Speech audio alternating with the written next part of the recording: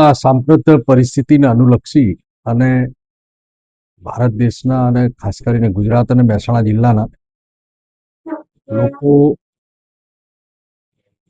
Dubai, Abu Dhabi, Oman, Jeddah, Kuwait જેવા દેશોમાં આપણા પ્રવાસીઓ અથવા ત્યાં કામ ધંધાર્થે રોકાયેલા લોકો તકલીફમાં હોય તો એને કેવી રીતે આપણે મદદ કરી શકાય એના માટે મારા સેવાલય દ્વારા એક નંબર જારી કરી એમની ડિટેલ લઈ અને એમને મદદ કરવાનો પ્રયત્ન અમે કરી રહ્યા છીએ.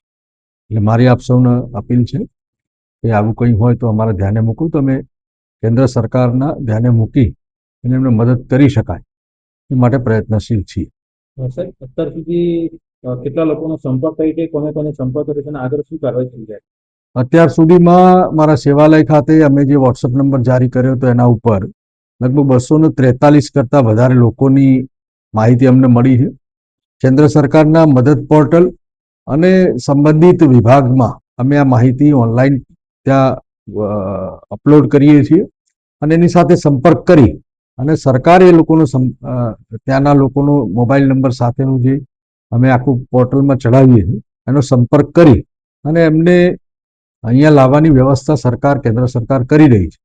તો એમને ત્યાં આગળ સરકાર સાથે કનેક્ટિવિટી થાય, ત્યાંના કોન્સ્યુલેટ સાથે કનેક્ટિવિટી થાય, એના માટેની સરકારની જે મદદ પોર્ટલ છે એના માધ્યમથી અમે એમાં એકબીજાને મદદ કરવાનો અમારો આ પ્રયાસ અને એમાં અમને 243 કરતાં વધારે લોકોની ગઈકાલથી અત્યાર સુધીમાં માહિતી મળી છે જે અમે મદદ પોર્ટલના માધ્યમથી અપલોડ કરી છે. મહેસાણા જિલ્લાના કેટલા અંદાજિત વસાહત? આમાં મારી જોડે જે માહિતી છે એના આધારે મહેસાણા જિલ્લાના લગભગ 150થી વધારે લોકોની મારી જોડે માહિતી છે અને હજી પણ લોકો વોટ્સઅપના માધ્યમથી અમને માહિતી મોકલી રહ્યા છે અને એ માહિતી અમે ઉપર અપલોડ કરીએ છીએ.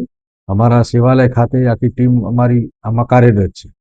એટલે વધુમાં વધુ લોકોને સંપર્ક થાય અને સરકાર દ્વારા કનેક્ટિવિટી થાય એનો અમારો પ્રયત્ન છે.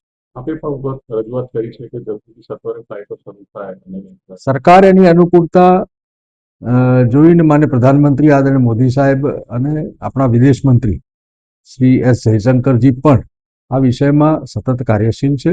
આપણા નાગરિકોને કોઈ તકલીફ ન પહોંચે એ માટે કેન્દ્ર સરકાર સતત કાર્યરત